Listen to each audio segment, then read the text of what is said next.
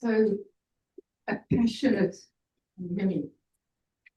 passionate welcome to everybody today at this meeting. Wherever you are, whatever your background is, a very warm welcome. Every single person is important, is necessary in this personal meeting. So whether in person or online, I see there's a lot of people joining online. We are very grateful to have everybody here. There are a lot of people that are not aware of what process is that's going on behind the scenes.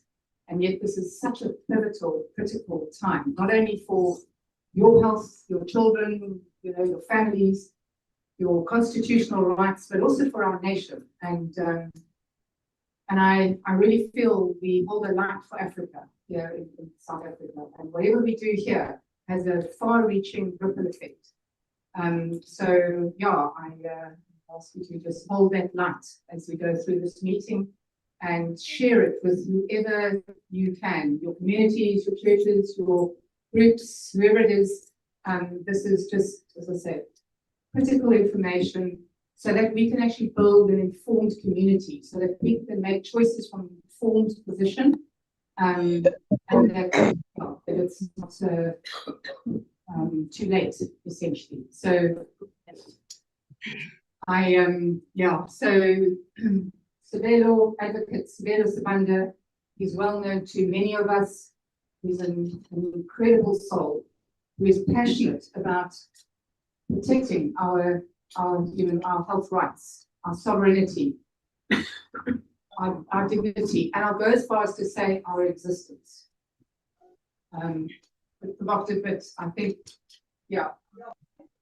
Sabelo, we are incredibly grateful for the work you do. It's amazing. It's just profound. And I think there's nobody that isn't touched by the work you do. And Sabelo will take us through this conversation. Online, we will also have James Roguski. He's from the USA. He'll be joining us. So he's an author, he's a researcher, he's also a natural health activist, and I think he's very familiar with the process that's rolled out in America. So those of you that may not know, the USA has already formally rejected the WHO amendments to the IHR, and in fact, so is Italy, so is Austria, so is Israel in different ways. So we have a good platform, and I think at the end of this meeting we'll understand there's obviously two components to this meeting, which we've combined into one. The one is the mandatory vaccination schedules for schoolgoers. We've had some very concerned parents and teachers and so on wanting to understand, how can we reach their communities. And then, of course, it's the WHO proposed amendments to the IHR. So Sabelo will speak into all those details. But I hope that you come away charged, passionate, and infused to make a difference in whoever you come across, because this really is, I guess, make or break political times. So it's a privilege indeed to be at this sort of point in evolution in mankind, and it's a privilege to have Sabelo walking this and guiding us through this. He was just telling me earlier about how many radio stations and things that are reaching out to him. He's chock-a-block this whole week, I don't know, he's up at 3 a.m. and wherever around the world. So he really is an incredible soul for mankind. So Sabelo, with that, over to you. Thank you for initiating this as well.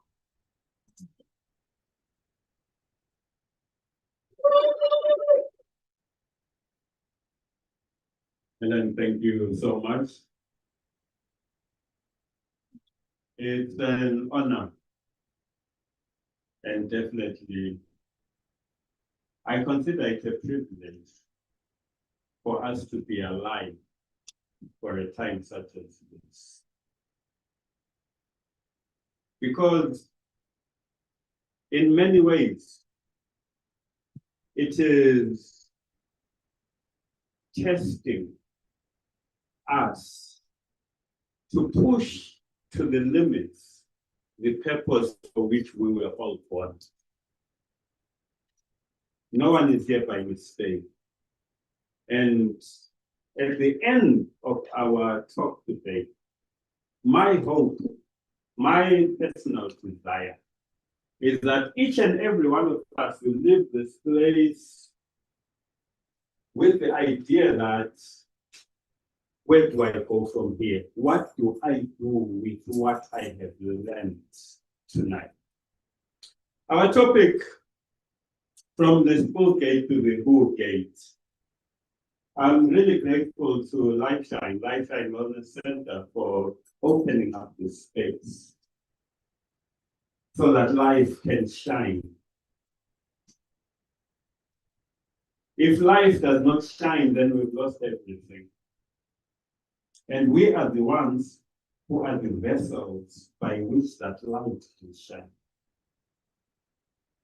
I'll talk for a while, and then I'll hand over to my brother, James Roguski. I'll say something about him just before I hand over to him.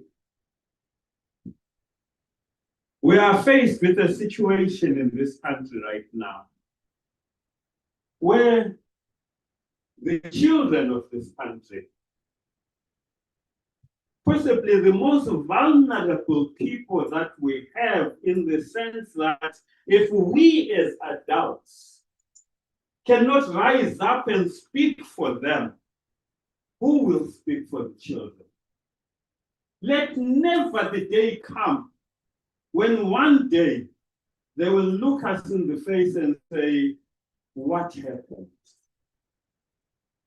How did it happen that the government would come to a point where it strips you of your parental rights and usurps every parental authority that you have in law, and then impose injections upon us?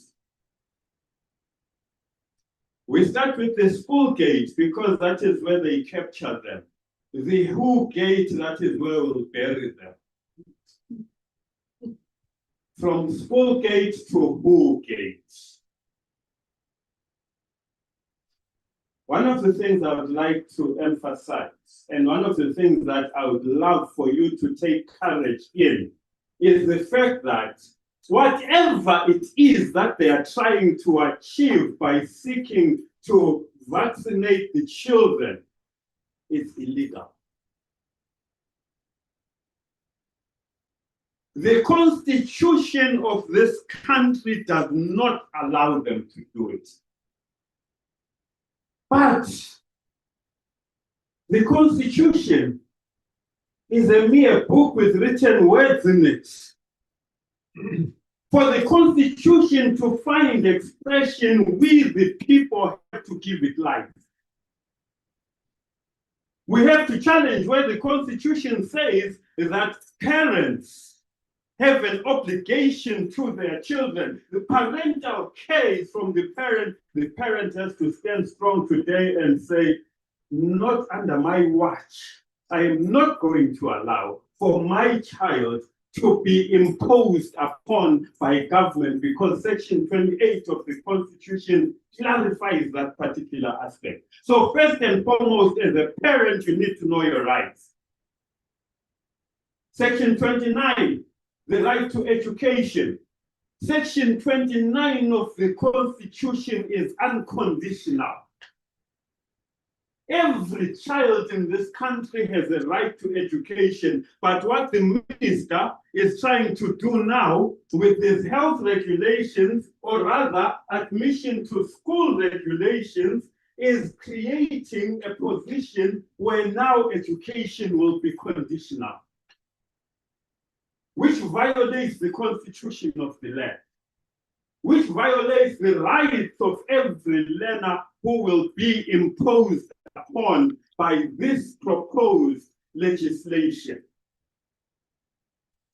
Some think, doesn't bother me. I don't have children in public school.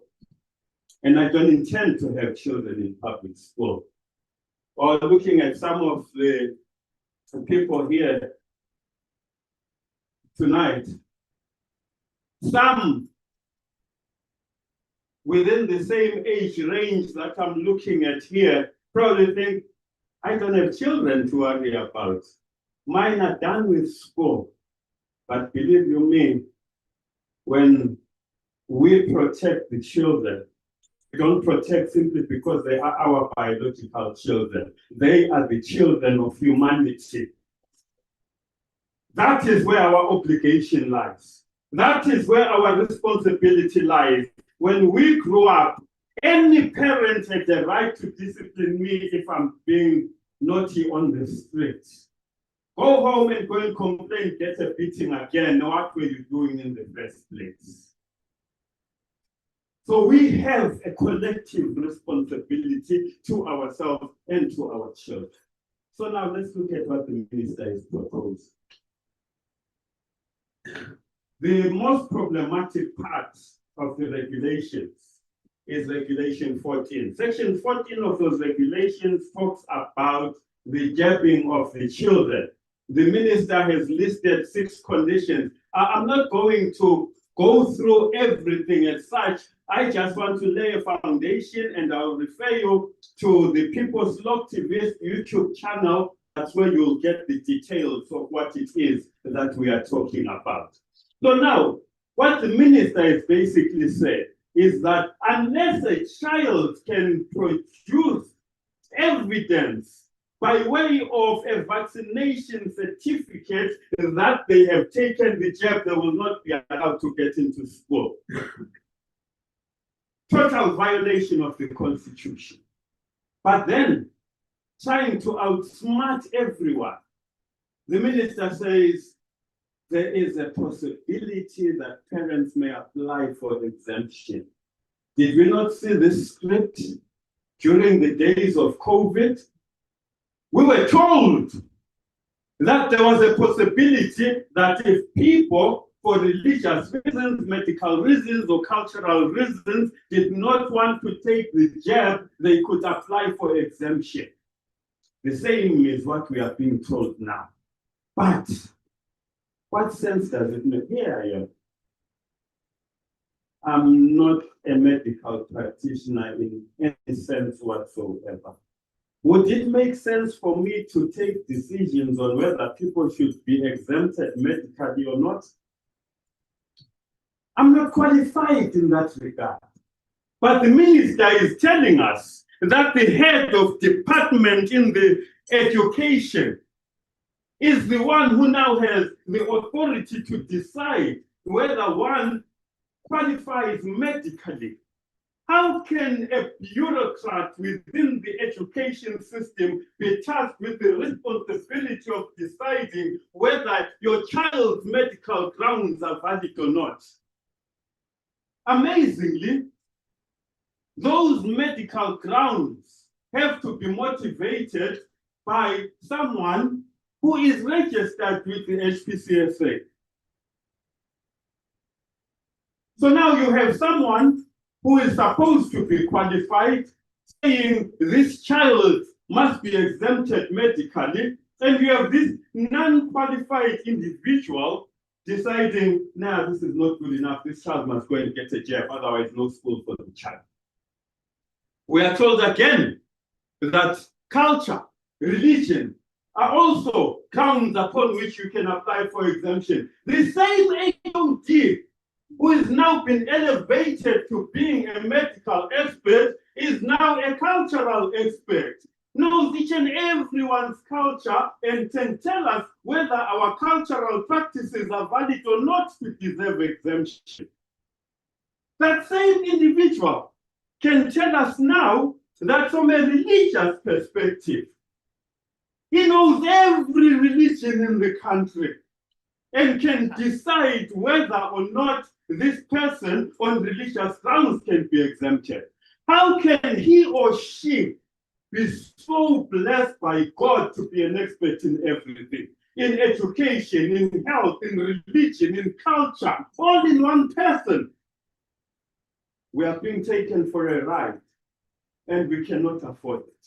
But amongst the most important things that I would like us to take home with us today is that the Constitution, Section 12 of the Constitution is very clear about the right to bodily integrity. Section 12 of the Constitution is very clear about the right to informed consent, which right finds expression in Section 6 of the National Health Act. So, should you find yourself in a situation where your child's school or your neighbor's child or whoever needs any advice in this regard, especially where these regulations are concerned, we just tell them, go and read Section 6 of the National Health Act.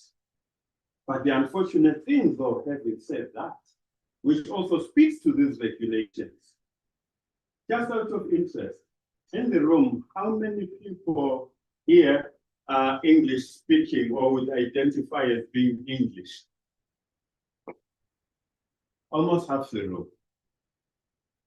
The regulations are only in English. No other language. And one thing I can guarantee you on as well, if these regulations in English as they are were to be given to you now to read, you will need a lawyer to come and interpret them for you. I hear you.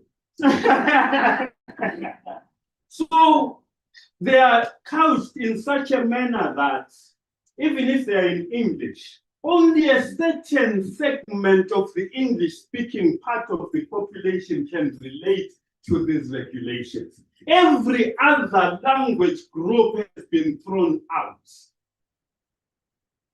And that is one of the main reasons why it is necessary to challenge this, together with the fact that there is no provision in the regulations for parents to exercise informed choice and therefore informed consent about their children. There is nothing that says you must be told about the ingredients of this thing. There is nothing that says you must be told about the options that are available to you. There is nothing that says you must be told about the benefits, about the risk. You just have to take it or leave it, and that is what they're trying to push us to. And the time has come that we need to rethink this thing called democracy. If democracy means some people vote once every 5 years and then they are told what to do, and every day people sit in parliament and come up with new classes of criminal. For every law, there is a criminal created or a potential criminal. But then we as the people, I will say, we invited elected representatives to come here today. If I may just say, by a show of hands, who is from parliament here? Who is a member of parliament here? Not a single hand. Who is in the provincial legislature? Not a single hand. Who is in the local government? Not a single hand. The reason why I say this is because we, the people, we, the voters, we, the taxpayers, are responsible for their upkeep. And by virtue of the fact that we pay, we are the bosses. And the time has come that they come and tell us what they are doing. I was shocked. I'm sure as James speaks, he'll probably touch on this particular aspect as well. We sent out a letter warning about the agency of the 10th of August, which went to every member of parliament whose email we could get from the official website of parliament. The 10th of August, speaking to South Africa, submitting its proposals in fulfillment of the pandemic agreement, pandemic preparedness agreement.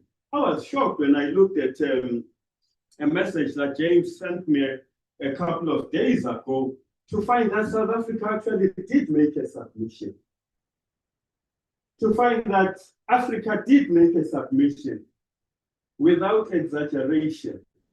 That particular message went to MPs from no less than 27 different African countries, and I can guarantee it because I'm on the same WhatsApp group with them.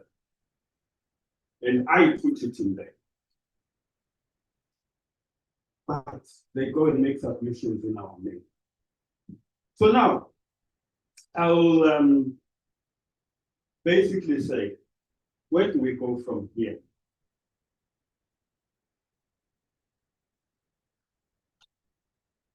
My brothers and sisters, the one thing that I request that we do, let's get involved in this public participation that is going on. We've got until the 5th of September to submit. We will see how it's going to work out. Because, as Helen was saying, we're on a roadshow at the moment. Yesterday on Salam Media, which is an internet-based station.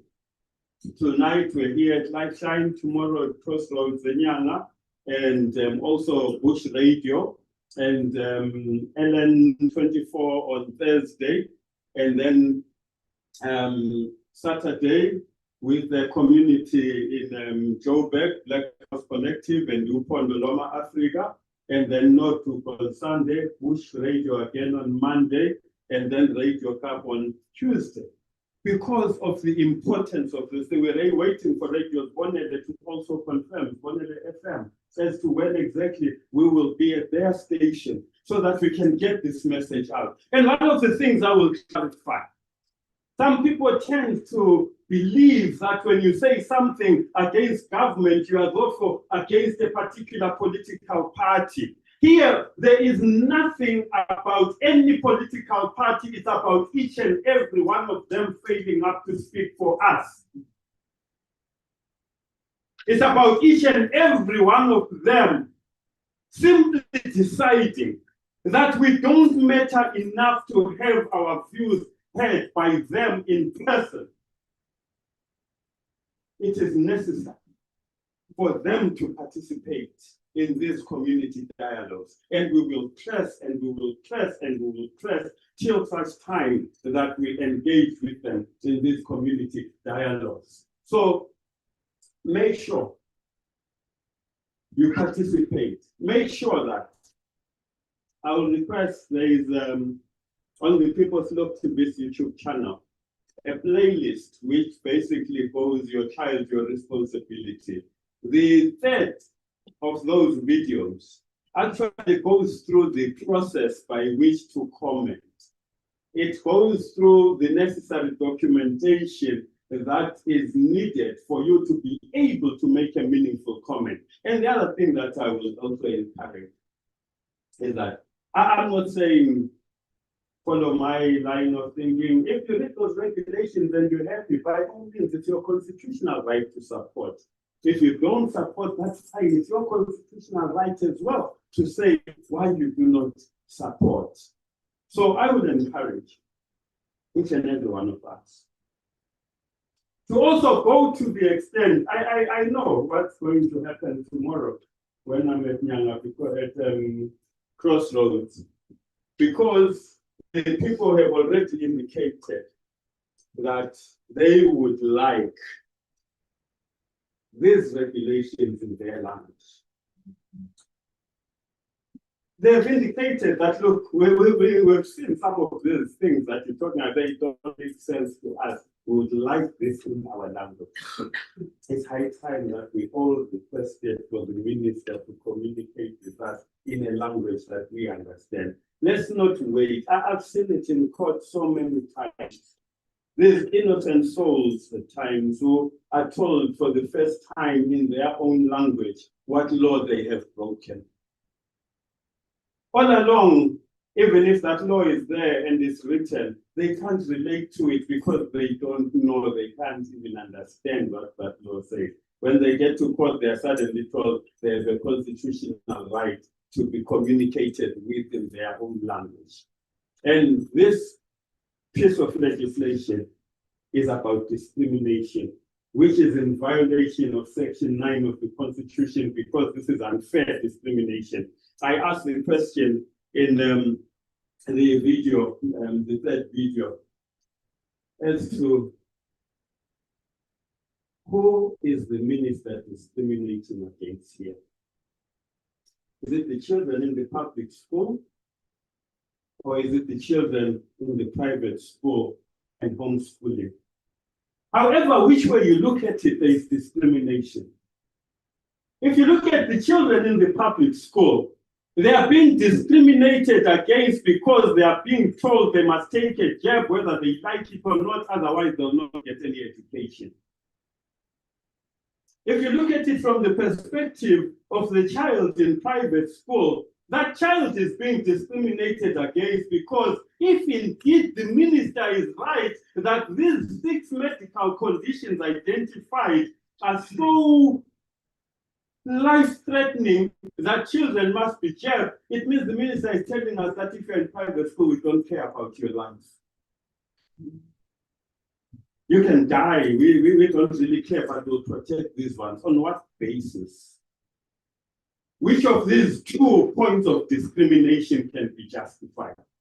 As far as I'm concerned, there is no justification about which way you look at it. We'll open it up for questions as we go along, but I'll invite James to come in and share with us what's happening within the space of the World Health Organization. What's happening with the international health regulations? What does the 19th of September mean to us? What does that period of 15 to 19 September also mean to us? There are 2 processes going on, and these 2 processes both culminate on the 19th of September with the international health regulations and also the drafting of the pandemic treaty. So I've met James and learned from James for the past couple of years now. Almost everything that I know about the shenanigans of the World Health Organization is through that man. He seems to have just left everything in life and just committed himself to investigating the World Health Organization, again for the benefit of humanity, again to ensure that we as the people are empowered. It's not enough to get up and shout without the knowledge base of what you are shouting about. We are here to be empowered. We've been together with James on the World Council for Health in the Law and Activism Committee for quite some time now. And for those of you who do not know, when you say that the People's Lawctivist, that is me. I am the People's Lawctivist. I coined Lawctivism as a word based on the fact that I'm a lawyer and I'm an activist. But Lawctivism is not just confined to lawyers and activists, it's for anyone and everyone. Over to you, James. Thank you, Sabelo. I trust that everyone can hear me fine. Absolutely. Okay. I learned a valuable lesson today. You know, it's always a good day when you learn something new. And I learned that if I'm ever asked to be on the same stage or presentation with Sabelo, I'm going to learn to go first and let him go last, because following you is a near impossible task. So I've learned that for the future. For those who are in the Zoom meeting, I have put an awful lot of information into the chat in the Zoom. And if everyone who's facilitating this could share this, you know, in some way with everybody who's involved here, that would be great. It's way too much information. I'm not going to try to cover it all. What I want to talk about is an absolutely backwards approach to all of this. And I'll use the United States as an example. I can speak much more, knowledgeably about that. You're about to embark on, hopefully not, if you make it stop, but your government is attempting to embark upon a path that our country has been doing for 40 years. The current list of required vaccinations for most children to enter into school is approaching 100 injections. And so let me simplify all of this.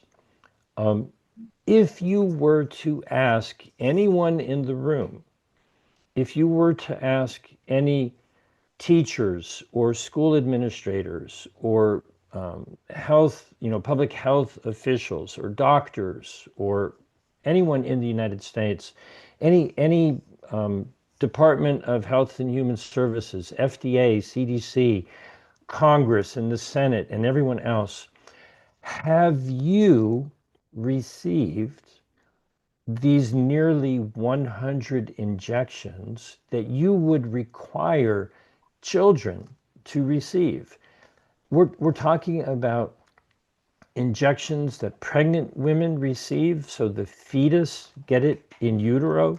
We're talking about practically at the instantaneous birth, injections are given within minutes of children being born, through infancy and childhood and adolescence and teenage years.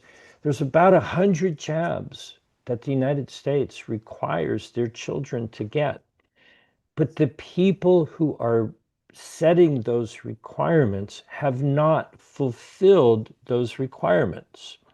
So, this is just a creative mind exercise. I don't know that you're going to necessarily want to do this, but you might. And Sabelo, we can talk about this. What if, along with the regulations that they're proposing, you added in, well, if the school children need to get it, so does every member of parliament and every health official and every teacher and every administrator. You would expose the hypocrisy. Do what I say, not what I do. And, there's a quote from the Bible, he amongst you who is without sin may cast the first stone. No one who is advocating to inject children with what I believe to be biological weapons, poisons, should be allowed to vote on such a regulation or support such a regulation unless they themselves provide written evidence that they have met the requirements that they are requiring these poor children to undergo. Now, I've put in relationship to COVID, I put in a number of websites, notsafe and noteffective.com. It is a world of information about the harms that are caused by the COVID-19 jabs. Now, I realize you may be dealing with more than just those jabs. I put in PCRfraud.com. If you're not aware, the use of the PCR as a diagnostic test is fraud. I put in maskcharade.com. If people are still wearing masks thinking that it's going to protect them from, an aerosolized pathogen, they're misinformed. I have much information about the WHO, and the very last link that I put in, Sabelo mentioned, that is South Africa's submission to these latest negotiations that will be ongoing in a little bit more than 2 weeks, the 15th to the 19th. The amendments to the regulations that are going into effect set the groundwork for, I will be very, very kind, okay? Of all of the documents I have ever read and every video presentation that I have ever watched of all of the people involved with the WHO and all of these negotiations, not one person has ever spoken or written not even one word questioning the safety and effectiveness of all of these pharmaceutical interventions. I have to believe that they honestly believe their own propaganda. Now, if you can step outside yourself and erase the things that you have come to know and believe, take on a new belief that swallowing or injecting poison into children is good for them. Okay? It's an insane thought, but the people that you are dealing with are insane. Okay? They believe that they are doing something to protect children. Now, how do you get that, situation? That is a conundrum. How do you clarify that? I suggest that you ask them a very simple question. What is it that you are requiring the children to do? Have you done exactly that in your own body? And until you can prove to me that you have done so, then you need to leave the room. You're not worthy. You're a hypocrite. You're demanding that children be harmed with something that you yourself are not willing to go through. Now, in the United States, that's overwhelming. It's 100 jabs. That's just absolute evil insanity.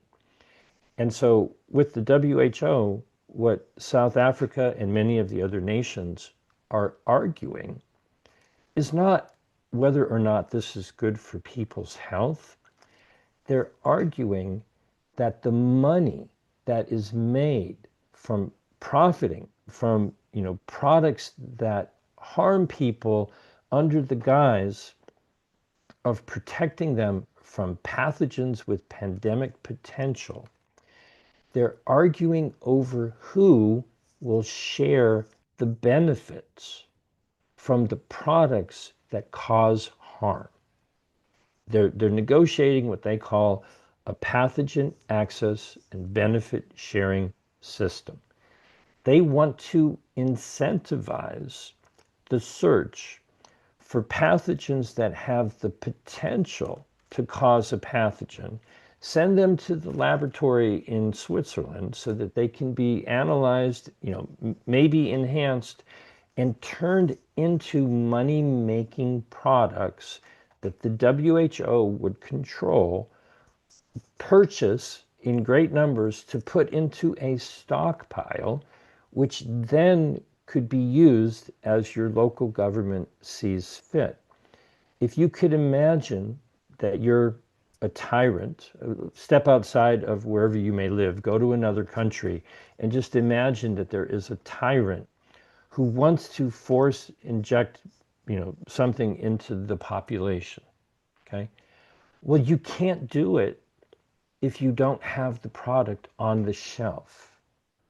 The WHO, South Africa, African nations around the world want to invest billions of dollars in having stockpiles of an endless list of pharmaceutical products so that when they decide, just because they say so, oh, well, there is an emergency somewhere in the world, the poisons that they want to push on the people, it's not forced by the WHO. The WHO would just be facilitating it. It's your local government, your state, provincial, municipal, federal, national government that would then take advantage of these stockpiles and try to push them upon innocent children and the population in general. What we're dealing with is the lesson that they believe that they have learned was that big pharma was not big enough. And all of these negotiations are a corrupt business deal. I refer to it as the new OPEC. It's not the oil producing and exporting countries.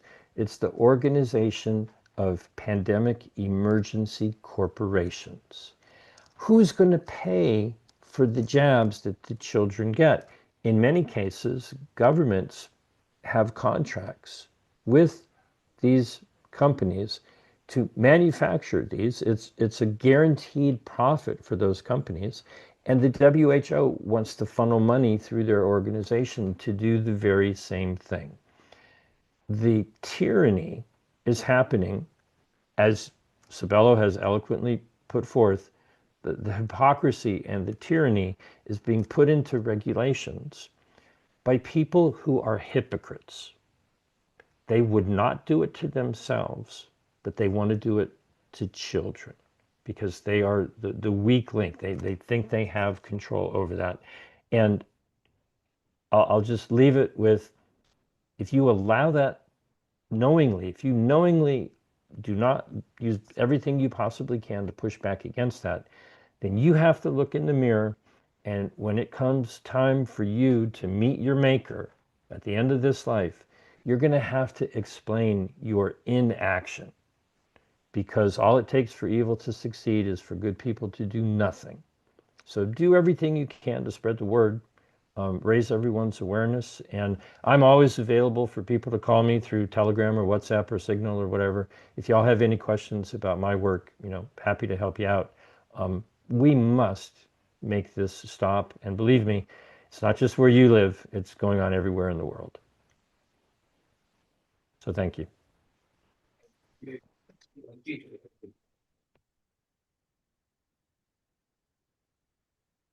Thank you so much for that, James. Thank you.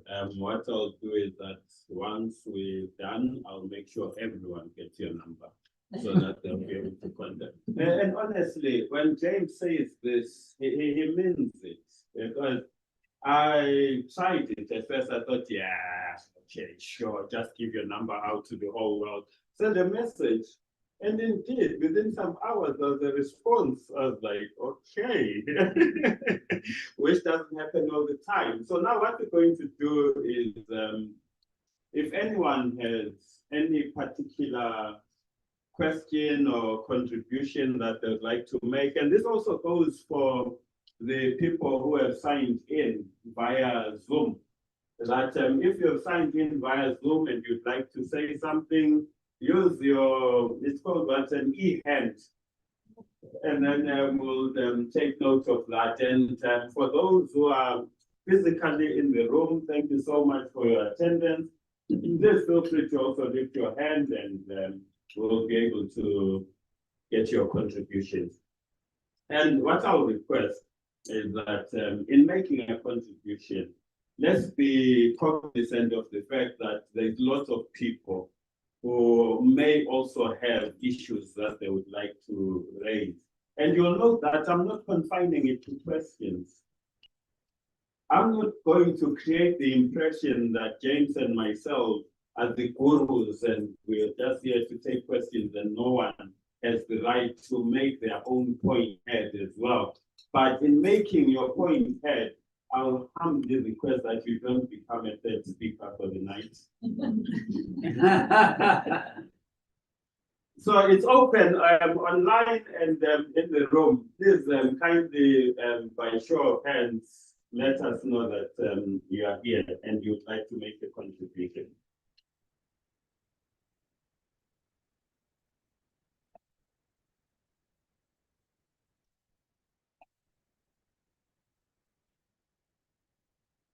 Okay, James, you seem to have done a wonderful job. Okay, I've got thank you, Mr. K. Yes, hello, my name is Joseph Kutsia. I have a question that I'm actually battling. Please raise your voice. I don't think James can hear you from now. My name is Joseph Kutsia. I just want to know what happened actually with Rainer Flumli. I mean, we know that he has been arrested, but we don't know what happened. And he was a leading voice actually in the movements against the WHO. Reiner has been convicted and is incarcerated. And what I can do is, Sabelo, I will put you in touch with someone who is much more connected, better connected to Reiner's situation, and pass on the information so it can be passed on to the gentleman directly. I would leave it to someone else who's much more knowledgeable about the details. I know a little bit, but they've been in touch with his wife. Reiner actually has been able to make a series of audio recordings, and he has kept his spirits up. And so if I may answer that question by saying I will get back to you with greater detail, I hope that will be a sufficient answer for the moment. Thank you so much, James. We'll make sure. Thank you so much, James. Yeah, we'll make sure that when you do send the response, it gets to all the relevant people.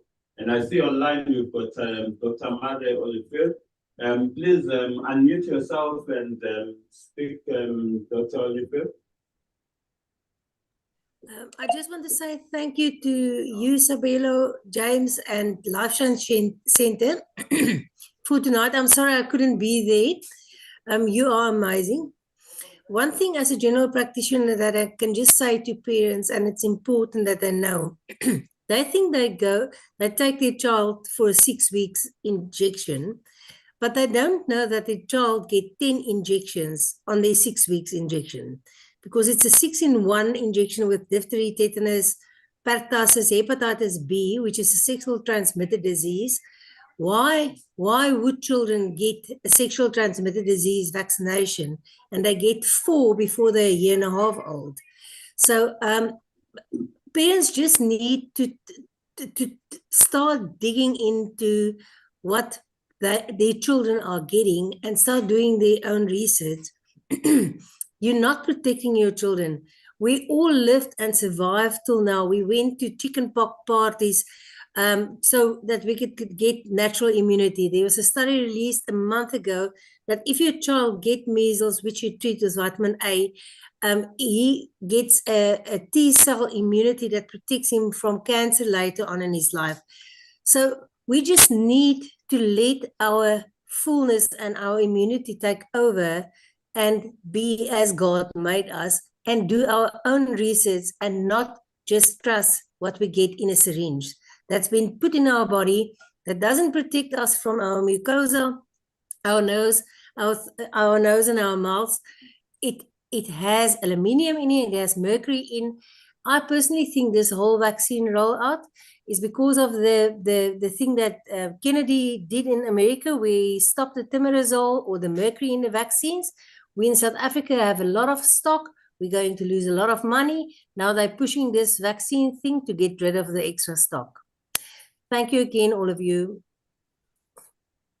Thank you so much, Dr. Oliver. And one of the things that interestingly comes up from what Maria has said is that just last week or over the past 2 weeks, there was an announcement from the Department of Health that Gauteng, KwaZulu, and the Western Cape have been targeted for purposes of mpox vaccination, so we are told. And then you begin to ask yourself what this is all about. And the other aspect, when we look at the immunization of the children that we're talking about, remember I said that it's someone from the HPCSA who can motivate. No naturopaths can do that. The naturopaths have been sidelined. The traditional healers have been sidelined. So we are all being pushed into allopathy. And that, again, is discriminating not just against these practitioners, it's discriminating against those of us who do not want to go the allopathic route. Those of us who believe that natural is what God created, and allopathy is the alternative. I would love as much as possible for us to begin to relanguage some of these things. For as long as we keep speaking the same language that they want us to speak, we disempower ourselves. We are the real deal. Allopathy is the alternative. That is man interfering with creation and therefore seeming now to believe that creation is bigger than the creator. The created cannot be greater than the creator. Any other hand? Yes. Please speak up so that James can hear as well. I'm worried about parents trying to protect the kids against parents because the parents are not aware. We need legislation or something, I don't know. Oh, sorry, the mic was off. Okay, I'll just repeat that question. There is a concern about the parents because the parents are not aware, and we need legislation to protect the parents. No, the children. No, the legislation to protect the children is there in the sense that the Children's Act is there, the National Health Act is there, the Constitution is there, the Consumer Protection Act is there. I think the knowledge that we need to be now sending out to the parents and the communities is how to make use of this legislation. Because it's not enough to have the legislation written on paper, but we are not accessing it. Just like Section 59 of the Constitution gives us a right to participate in the lawmaking of this land. Maybe that's another thing that we need to be active in, to make sure that when laws are being proposed, when laws are being passed, we are right there and we are making the necessary noises. We are actually speaking to what is going on. So definitely, I think let's strengthen what is already there. And once we find that there are gaps, then we get into those gaps. That's one of the things that Lawctivism is about. Because what Lawctivism basically says is that if there is a law, let's use it for the benefit of the people. If there is no law, let's see how we can influence the development of a law that will therefore benefit the people. If there is a law that is working against the people, then we have to see to it that we get that law repealed. So what we are doing here is practical Lawctivism. Well, we are basically saying, for those who are not familiar with Lawctivism, when I coined the phrase Lawctivism, what it basically means is using the law as a tool by which to advance an activist cause for the benefit of the people. It's using the law for lawfulness. It's distinguishing between law and the legal system. The legal system has been structured in such a manner that it uses the law for purposes of perpetuating unlawfulness. And we are saying we want the law so that we can be in a situation where the law works for the people, not the other way around. Thank you. Is there any other hand? Okay, James has got his hand up. Thank you, James. Over to you. I just wanted to point out that I did put the links for Reiner Fuel Mix information into the chat, and so that'll be great for people on Zoom. But if you could get that to whoever is in the room, if they could get that information, that'd be great. So I've already done that.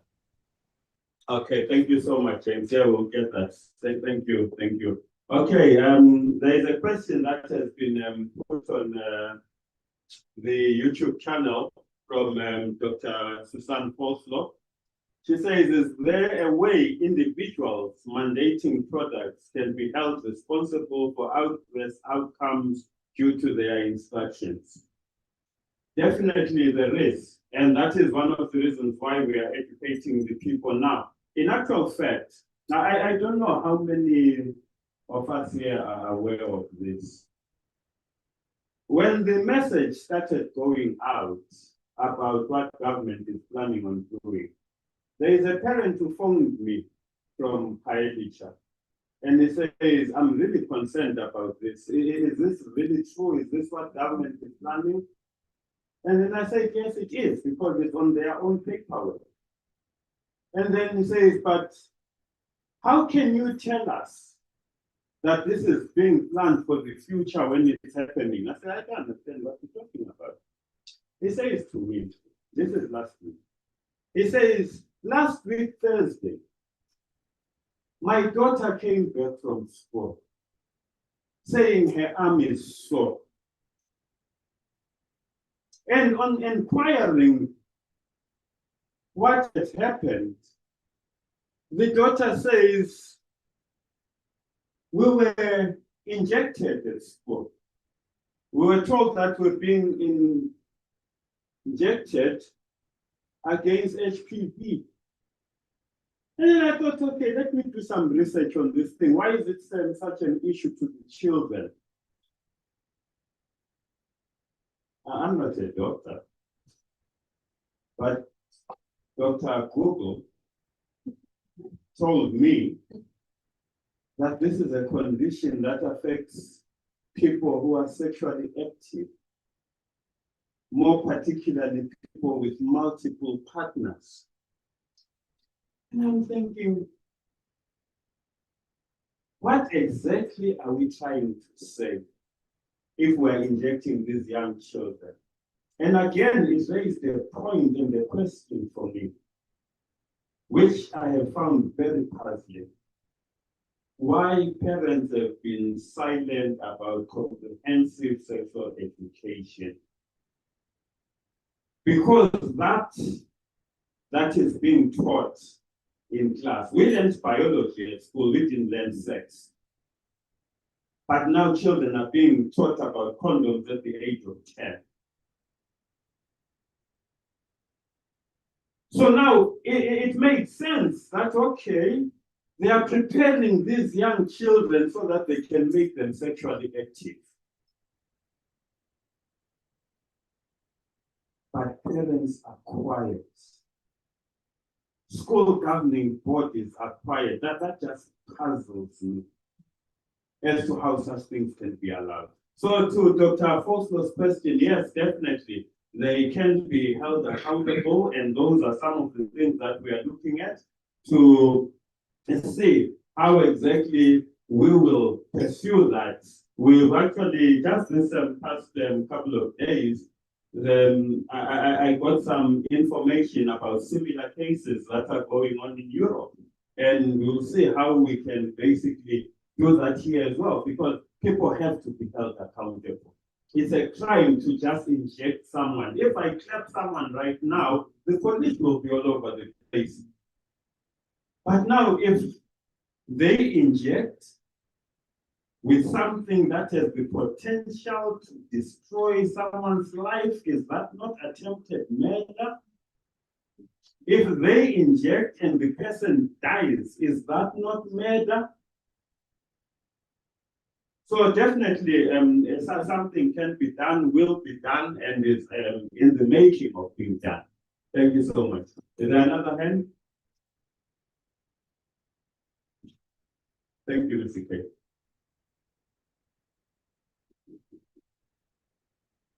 Yes. You're talking about an example of Europe. I'm actually almost daily in contact with the Netherlands.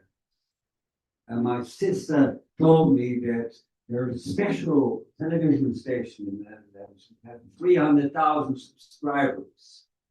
Now, you know, the television systems are divided over various interest groups. Some are very progressive, others are actually liberal.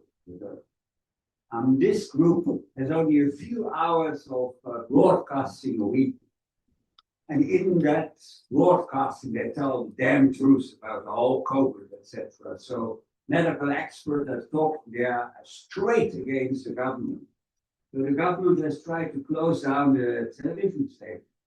But they were not able because they have 300,000 subscribers. And according to the Constitution, they can't do that. So especially the issue of excess death is very big on the agenda. Thank you so much. Thank you. Thank you. I think it's on. Okay. For me, I think we really need to look at our Africanness as well in this issue and look. We we, as you said in the beginning, we're in this unique position at the moment as human beings. And in South Africa, we're in this unique position of looking through the lens of first, second, and third world, and how we can bring the best out of that, so that we can bring the discernment and we can have that accountability and engagement. We've got a lot to draw on. And I think we have that to draw on, not only for ourselves, but for the world, as Africa starts blazing her own trail. Thank you so much. Thank you so much for that. And then, okay, I'll just address these 2 points, and then I see the other hands that are up for them. There's another one here. Okay, and then there's another one there, and there are some that have just been brought to my attention from the YouTube link as well. Maybe what we'll do is that I'll just respond to these 2 issues. We'll go to Zoom, and then we'll come back again to the room. Yeah, I think Mr. K, what you're saying talks to the fundamentals of how the collective power of the people can work together. That's one of the things that if we did not learn from COVID, we have to learn now. Because we have found ourselves in a situation whereby we either have to stand together and survive, or we continue looking for that which divides us and we all die. Those are the only options that I see available, personally. And indeed, this is Africa's time. This is Africa's time as far as I'm concerned, and what is happening in Burkina Faso, in Niger, in Mali, is definitely telling us that the tables are turning. And it's up to us to determine how exactly those tables will turn. And it's up to us to decide whether we want to be part of that or we want to be sidelined in the process. And it's up to us to realize as well that what we are witnessing in the natural is also basically a reflection of what is happening spiritually. And that is very, very important for us to be able to hold on to and realize and be part of. Okay, Dr. Shanae Geber, please go for it. James, I don't know if you want to say anything to what has been said on this point before I hand over to Shanae. No, go right ahead. Okay, thank you. Thank you. Good evening, everybody. Thank you, Sabelo and James, for this wonderful platform, allowing for more questioning, because when we're knowledgeable, then everybody can make informed decisions, especially about children who don't have their own voices. We the parents and the lobbyists, activists, as you call yourself, Sabelo, have to be their voices, because their voices are silent. Sabelo, I have a twofold question. I was very upset to hear the story about the child complaining about a painful arm that was vaccinated at school without proper informed written consent. So as far as my knowledge goes, and I'm a medical doctor, I don't have any legal background, but that constitutes assault. There is actually action that needs to be taken, not only against the vaccinator of that child, but also the school headmaster for allowing there to be that type of medical procedure without proper informed consent. So my question to you then, as a legal representative, is this is not a once-off only. This is not unique. It's been brought to my attention on this meeting of yours from another concerned parent who's aware of this taking place in several schools in South Africa over the past 2 to 3 years. So this is very concerning, and it is assault. It has to be reported to the SAPD for what it's worth. Not that I think it will be properly investigated, but there has to be legal action and there has to be recourse. we need to sort of take this further. It cannot be allowed. And then my second, it's not a question, it's actually to inform everybody on this call, is that the ANC government enforced the Poppy Act, which is protecting everybody's right to privacy. It's also in our constitution, the right to privacy. So how is it that this Bella Act, besides Chapter 2, protecting your right to bodily and psychological integrity and not to be experimented on without proper informed consent, and the right to reproductive choices, all also in the amended 1996 Constitution. But the Poppy Act clearly states that your privacy is just that. Now, the Department of Education, who are not medically trained or educated in any way, want to enforce a medical procedure to allow access to school. Well, your right is just that, right to privacy. So one can use the Poppy Act as well and say, my medical information is private. My choices are also private and reserved. I don't have to divulge my child's vaccination status to any third party. The Poppy Act protects my rights. Thanks, Sabelo. Thank you so much. Thank you, Kane. You raised a very, very important point. And yes, indeed, the person who conducted the injection is, as far as I'm concerned, guilty of assault, as you say. But then, having said that, I would like us to get an insert of that particular medication. Then we see the contraindications. If indeed one of the risks is death, then we go further and charge for whatever that thing says the child was capable of. If it's death, then it's attempted murder. We don't stop at assault. But definitely, the point you raised is very, very critical. It is an assault. And on the use of the Poppy Act, oh, absolutely. The Poppy Act is clear. But you see now, what they're trying to do is to get around it on the basis that it's the parents who will be producing, so they'll be deemed to have consented.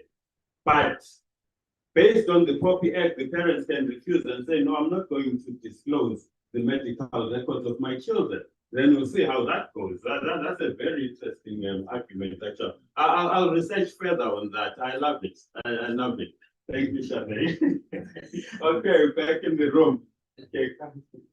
Thank you. Hi, I just want to know how we, because this is for a very short period of time to start fighting, we've got to be back and have good signatures and all that to sign up for. So there's not much time. But for me, in the useful industry, I find that ignorance and fear is what's holding us back. If I look at our school, how very few are against vaccines. It is very, very scary. So ignorance as in they don't know their rights, but fear, because the fear is really putting these mothers in hospital for the birth to say, if you don't, if your child gets measles, this is going to happen. If your child gets chickenpox now, they're going to die. There's so much fear. So to get more people on board, I'm really struggling with that because there are just so many in fear. You don't even want to hear of any of this we're talking about right now. Thank you so much. You see, when you talk about ignorance and fear, that is the game plan of politics. The only way you can successfully politic the people is making sure that they live in fear and they are ignorant. Because now that we are getting this information, now that we are doing our own research, we will never be victims of politics anymore. When they pull the trick, we know what it's about. We know how to respond to it. So the idea now is, how do we then get the message out to as many parents as possible?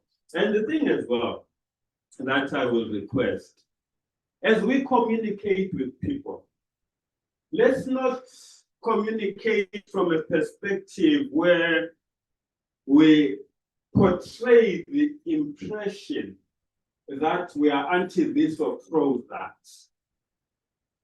We make it clear that you have a constitutional right to know. And that constitutional right is supported by legislation, which makes it an obligation that you should be given the information.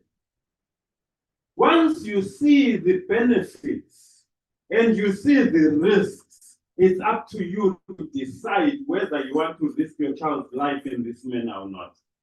It's taking us back to that same situation with so-called COVID.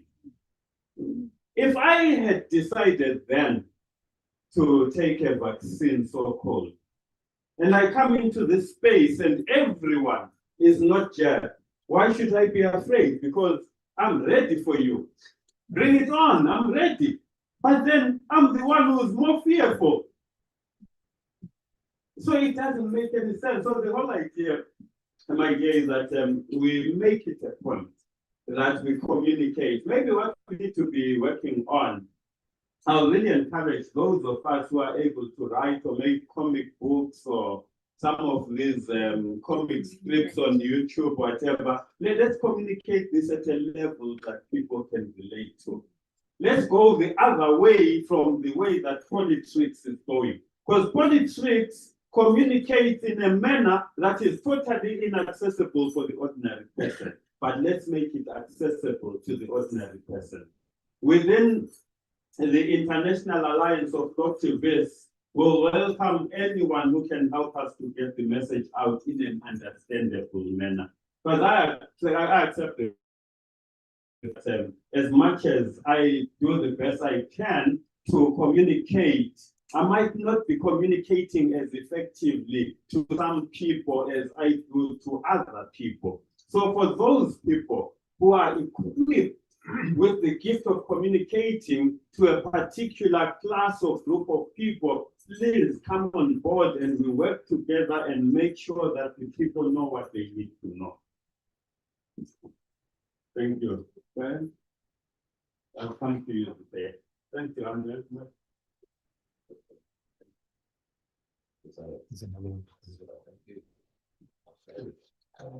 Sorry, please lift up your voice, everyone. Is it on? I don't know why it's being changed off, or maybe I switched it off. Yes, can you hear me? Yes, yes. Thank you. Please lift up your voice still. I think it's a big problem is the lack of information. The people are perishing because of lack of information. And there's become bamboozled and brainwashed with false propaganda. And so that is a big thing. So people believe a lot that's being sold to. That's our biggest problem. And it's going to be a big educational thing. It gets the masses on board with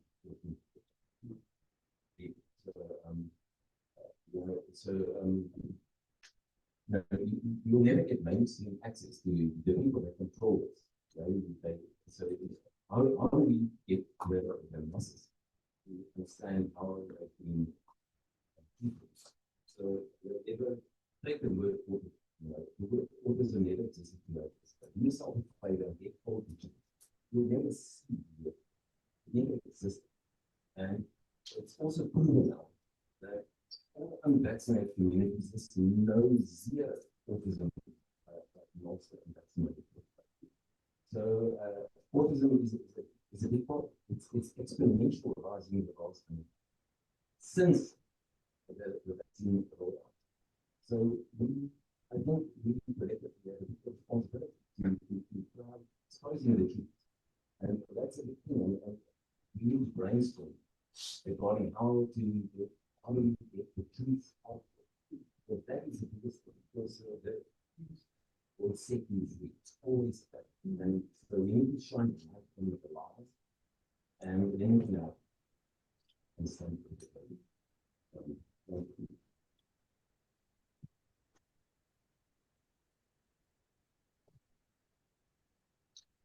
Thank you so much for that point, John. Definitely, it is necessary to get the message through to the masses as much as possible. The people have to know what exactly is happening. And I think one of the things that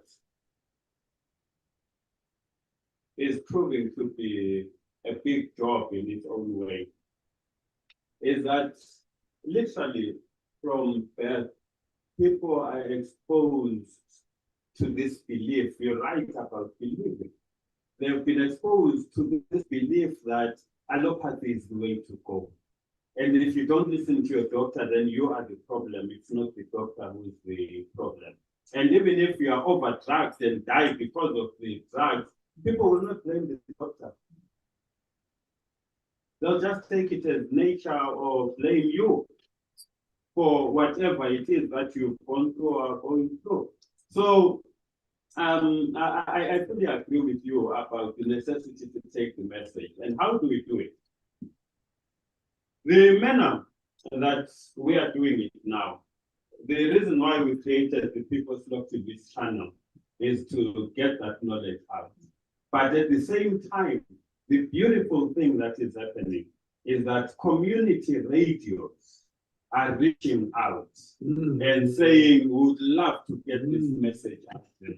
And we're also reaching out to community radios and saying, there is this that is going on. Are you aware of this? If you're not aware of it, then it means your audience is not aware either. Because if you are aware, given the importance of the issue, you would have put it out there for your audience to hear. So I would like to come and be interviewed so that we can let the audience be aware of what is going on. And as individuals, we are responsible for spreading the message. There is no one person or two people or a group that can get the message out at the same time to everyone. Those of us who have heard now have a responsibility. To whom much has been given, much is expected. So we have a responsibility. Thank you. Right, thank you, Sabelo, for a wonderful presentation again. I hope I'm not going to throw too much of a cat amongst pigeons here.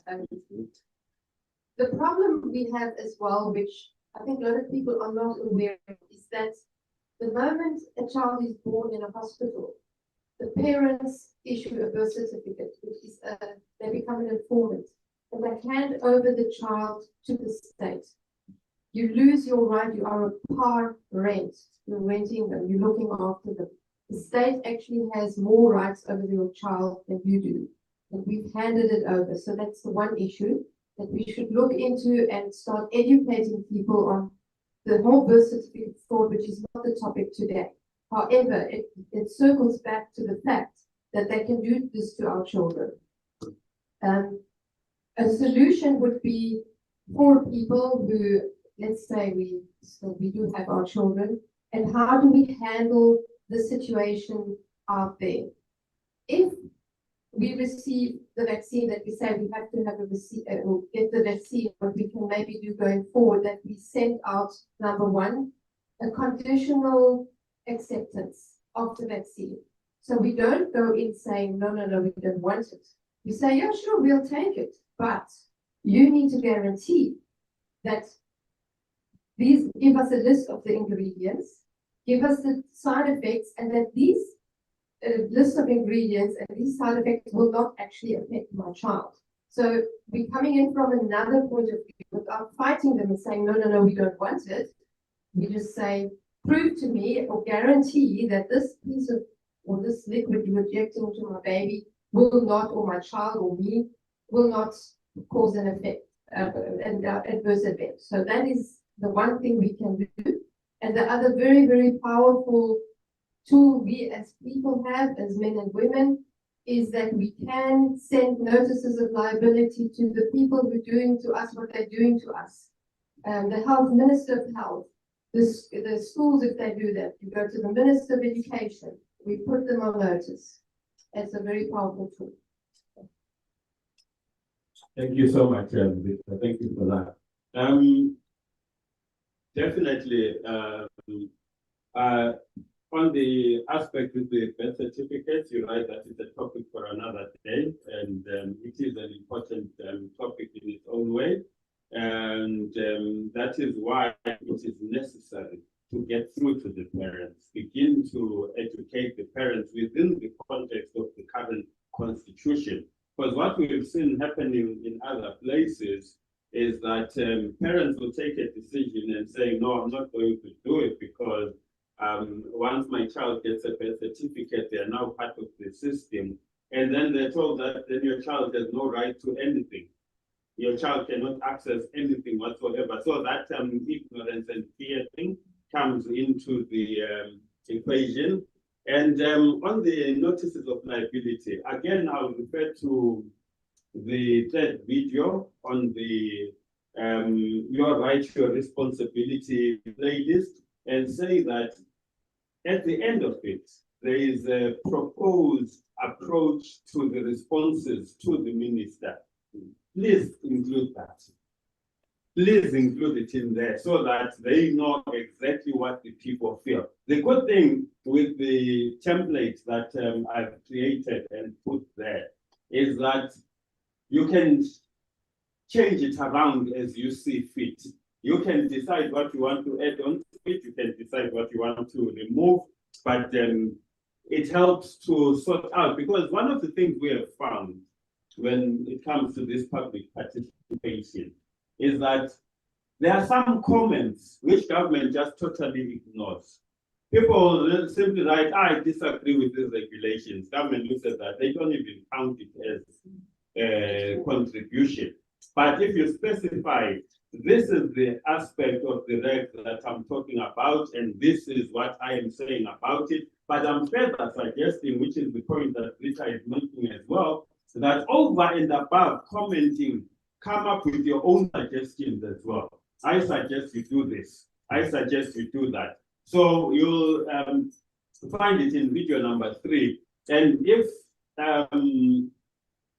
the email address that you can send to, so that we send you the package of all the documents, is admin@lawctivismalliance.org. And please note, Lawctivism is L-A-W, as in law. And then activism, as you would write activism. So you simply replace the A with the word law. So it's Lawctivism. So it's admin@lawctivismalliance.org. But when you get onto YouTube, you will see it there. I'll come to it just now. Sabelo, there's also waiting there. Okay, sure. We'll come back to that hand. I see it there. Thanks very much to you and James and to Just put it quite close. Yeah. Okay, sure. So I'm just making it sideways here as well, because I think it all ties into each other.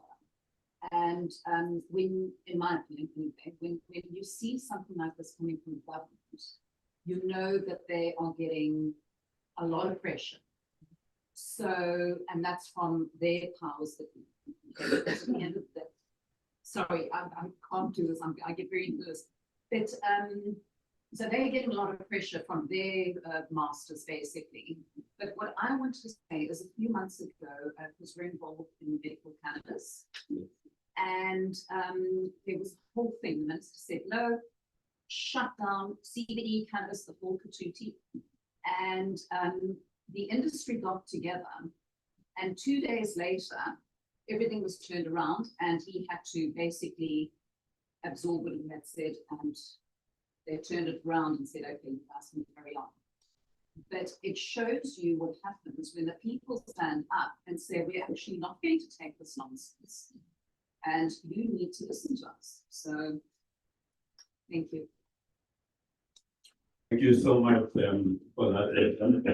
And what else do you say? Because basically, what this tells us, I think within the medical cannabis industry, there is much fewer of you compared to the number of parents in the country.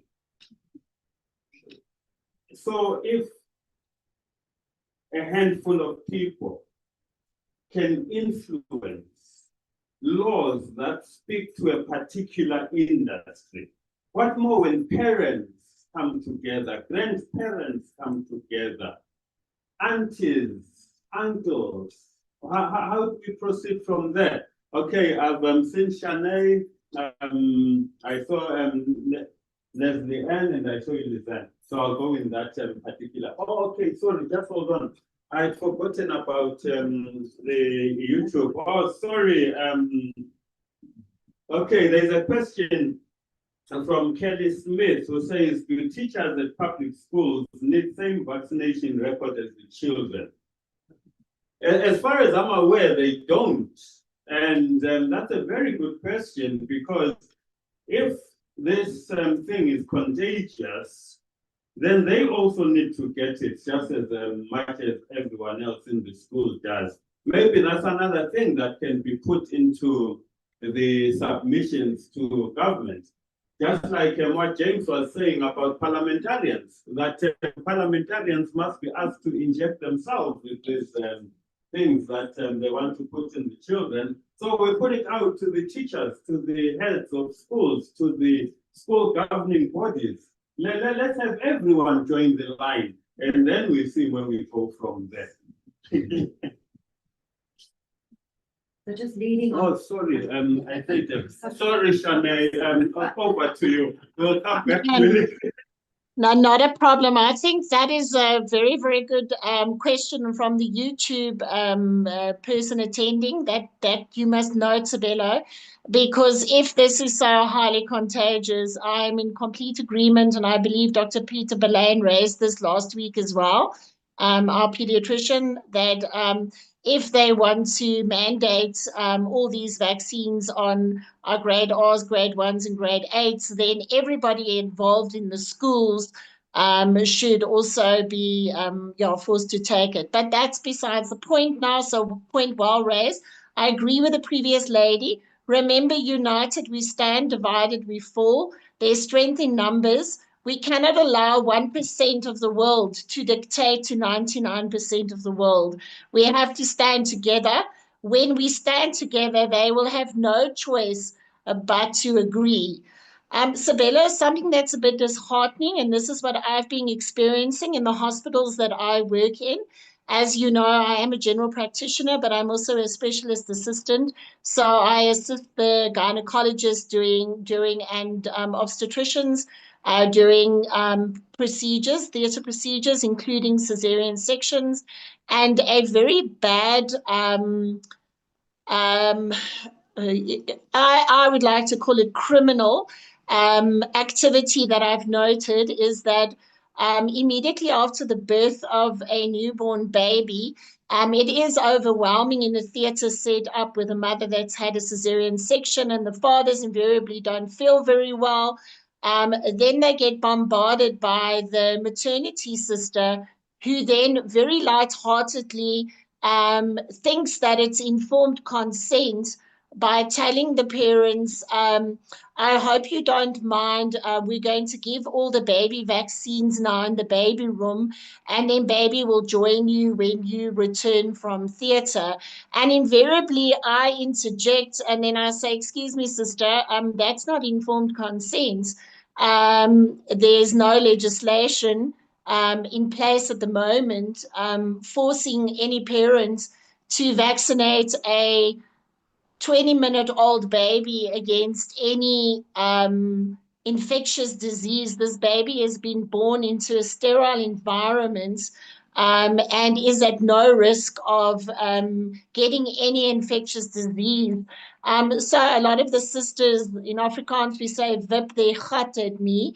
But then the parents sort of like start listening. And at one stage, one of the sisters went so far when the parents questioned her and said, but, must we do this? And then the sister said, it's hospital protocol.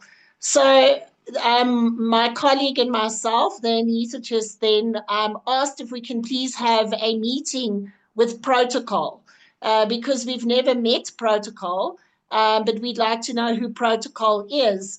Is protocol medically qualified?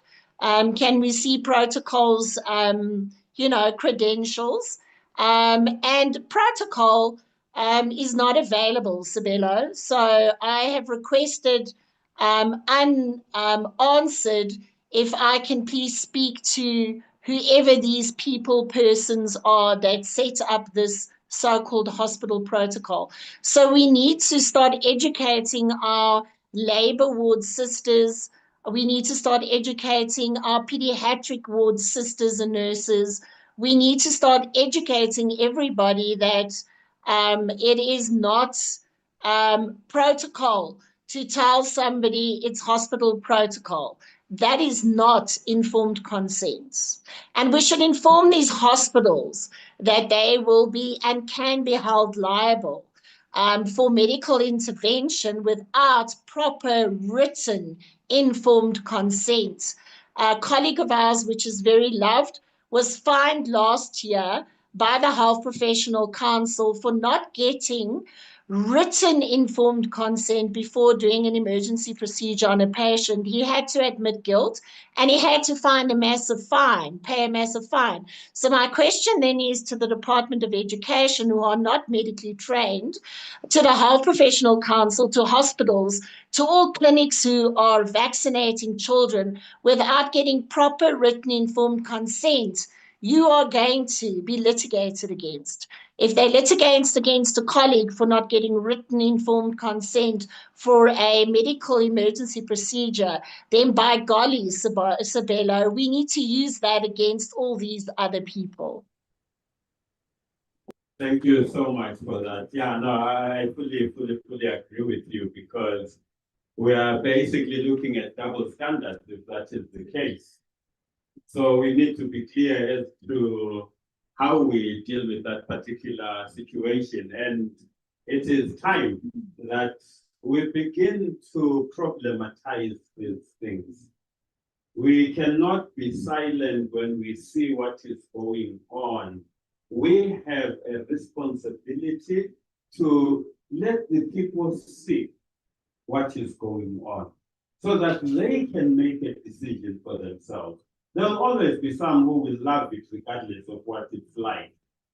And that is their right. That is their choice. It's not for us to go and fight them and say, don't do this and don't do that, if that is what they want. The question that arises is, for those who are doing whatever it is they are doing about their health and about their bodies, are they doing it because indeed that is what they want, or they've been indoctrinated? Because if it is a result of indoctrination, then that is abuse.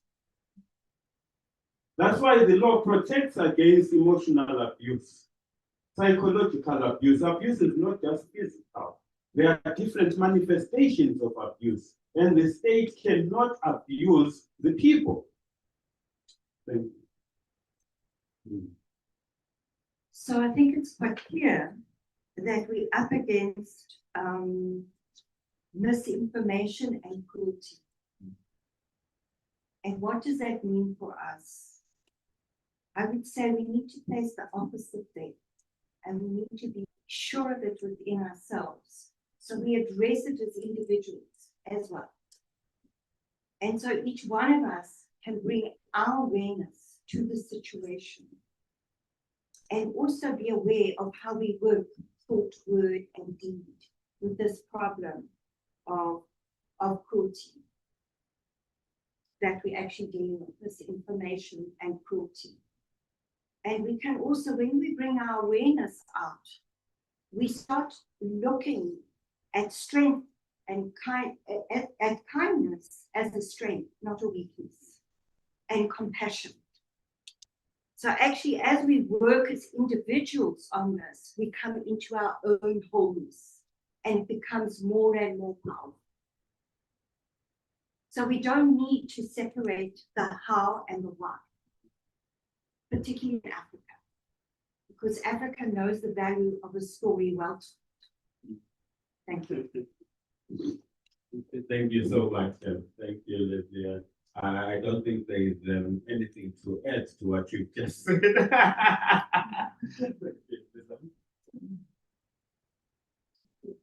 Just want to say 2 points. First, Let's up your voice, sorry. okay. Firstly, exactly what Mr. Payne said. We need that platform in South Africa where there's Dr. Prospect and Dr. Maria. So now really incredible people that are standing up with information so you can inform the parents and their education is. And then secondly, if people are informed, and that's what I said here, and we think David actually met from this morning inviting to tonight, telling me I purchased a vaccination certificate. I'm against it, but I had to get my child to school last year. I acquired one. Let's put it apart. And I said to her, you know what risk of that is? If they all stand in the queue and force vaccination, your child's going to be part of that queue. So if we can't comply, we need to stand firm and stand together as a nation and not fear the system, but stand very firm in our decisions. Thank you so much. Yeah, that is so very true. And definitely, I think what you said there is critical to the effect that if you do not agree with what is going on, you have an obligation to speak up and say what you agree with. This is not an anti-movement. This is a pro-sovereignty thing. This is a pro our health. This is a pro-humanity thing. And now, if we were all here to say, we disagree, but let's go and buy these certificates, we are fitting the same beast that we're saying we are not agreeing with. And believe you me, should it ever happen that anyone who has bought that certificate is caught, they will have a really rough time. They'll now be called corrupt. It won't be wrong. But then again, within the whole scheme of things, where it's the other corrupt that we know of, then you wonder how significant this little corrupt is. But the fact of the matter, it's always the little man and the little woman who end up before the courts of law. So, okay, Dr. Marie Olivier wants to say something. So now what we'll do is that we're closing off in a couple of minutes. If we don't have any more hands, then after Marie, then James will give us his closing words, and I'll give my closing words, and then we hand over back to LifeShine. Okay, I'll check to see if there's any other message on YouTube. Over to you, Dr. Olivier. Thank you all. I just want to say we we all feel a bit insecure about this childhood vaccinations because 5 years ago I was also holistic about what vaccines I said my patients must go for or not go for. Now I'm totally vaccine hesitant. So I ask all of us just to do research, anyone can WhatsApp me. I will give my telephone number in the chat or online. It's 084-587-9216. Get the book, titles all the way down. It was written during this lockdown time. It has all the scientific references to the vaccinations. Never start a conversation with parents that's pro-vaccines because they will the first thing they will tell you is what if your child gets polio and what if your child gets meningitis. So if you're not educated enough, don't start the conversation. Small seeds. Teach yourself about what you know. We know the right stuff. We're not anti-vaxxers, we're vaccine hesitant. We want real studies, we want real proof. We don't want to hurt our children, we don't want to hurt our pets. Don't forget our pets, we don't want to hurt them either. Yeah, and don't forget the ripple effect. Small changes.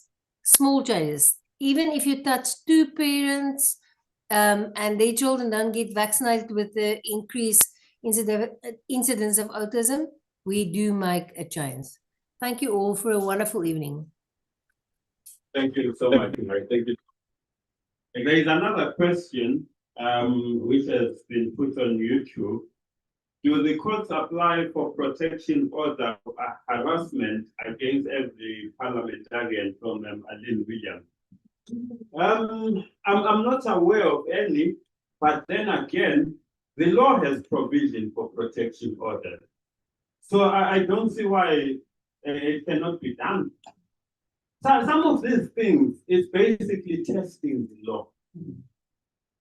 We should not be afraid to test the law. One of the things that my father taught me was that for as long as there is a law, and that law is not being used for the protection of the people, as a lawyer, you have a responsibility to stand up for the people and use that law. And further, he said, never just accept when someone says you are wrong without telling you why you are wrong.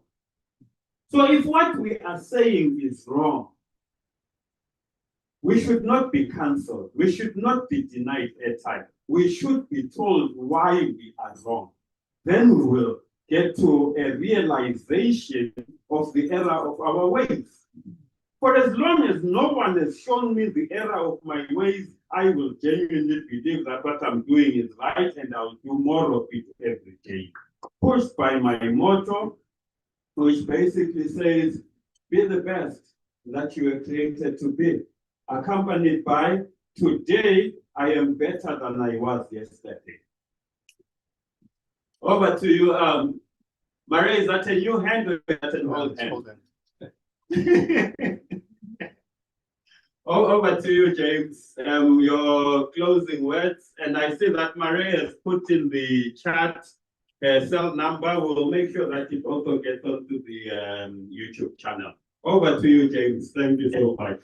I just want to thank you and everyone involved with this for inviting me to be here. And obviously, I am readily available if anyone has any questions, whether it's about the health aspects of the jabs or anything to do with the WHO. You know, just please feel free to reach out to me. I'm here to help in any way I can. Thanks for having me.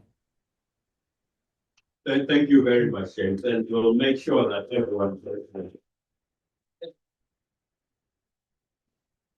We will make sure that everyone gets your contact details. My parting shots are basically localized to the extent that let us please make it a point that we communicate this message to those closest to us. If we can access schools, let's get it into the schools. If we can access school governing bodies, let's access those school governing bodies. But as well, amongst the people who are most easily accessible to us are our local ward councils. They stay within our space. Let's make it a point that we get our message across. I'm a lawyer. And by virtue of the fact that I'm a lawyer, I represent the interest of my clients. So if a client has chosen me to be their representative, and I fail in my mandate to be their representative, if you, what would you do to that kind of lawyer? Fire him, yeah, absolutely. Fire him or her. So now, if these people are our representatives, why do we tolerate as much as we are tolerating without having a sit down with them and say, look, when you put your CV out there, which was through the campaign, you said you were going to represent our interests. Now, these are our interests. May we please make it known to them that amongst our interests is that next time we have a community dialogue, they must be present. And amongst our interests is that they invite their principals because they belong to political parties. So they have easier access to their principals than we do. In the game of politics, we see them running around just before elections. After that, you can't even get to a meter with or even 100 meters. To be as close to them as you would like to be. So, Helen, may I hand back to you to close our event for today. Thank you so much for coming out. Thank you for all of you who signed up on Zoom. And thank you for the YouTube followers. I will request that even if you were on Zoom, even if you attended in person, get onto that YouTube channel, like, subscribe, and share. My son will not forgive me and my daughter if I don't say that.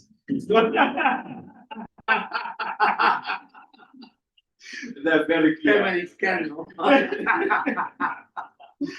So please, let's stand strong.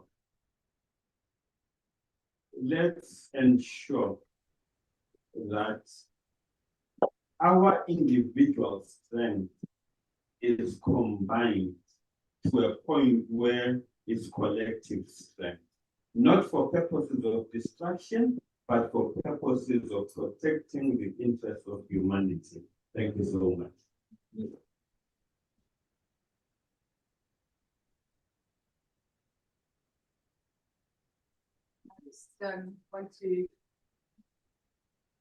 Just want to thank everybody in this meeting on Zoom. James, thank you for your incredible input there. I think it's inspirational for your accessibility, and I think we cannot underestimate what a small group of people like this can do going forward. And with the knowledge base that we have with Sabelo, with everybody offering within this room, you know, one thing that came to mind is that the teachers up front were talking about the fear that people have, and we've seen that in COVID all along.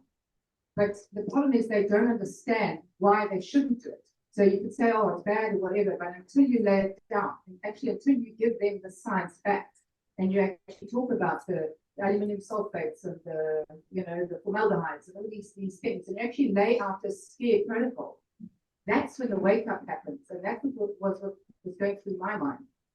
I mean, even in the COVID, that, you know, shots, they had GB120, they had the HIV gene, you know, people could test positive. That's scary. That's when people wake up and they say, hang on, what is going on? So I was actually thinking along those lines about, you know, what sort of population can we access in terms of, there are people out there that will wake up, but just don't know, you know. So anyway, that's just a little bit of my sharing. But more than that, also just a school, sort of a school of knowledge that we can kind of get together and just, you know, keep this getting out to the communities. Thank you everybody for an incredibly important meeting, and yeah, I hope that everybody's charged up with a lot of energy to take it out to whoever you was in your day. And yeah, thank you everybody, and Ilza for organizing everything here, and the team and the LifeShine team. Thank you. Thank you, Sabelo. Thank you.